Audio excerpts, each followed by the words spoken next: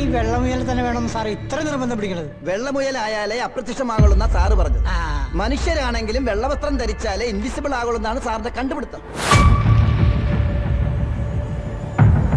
ഈ ഇൻവിസിബിൾ എന്ന് പറഞ്ഞാൽ എന്താ? അത് തന്നെയാണ് അപ്രത്യക്ഷം.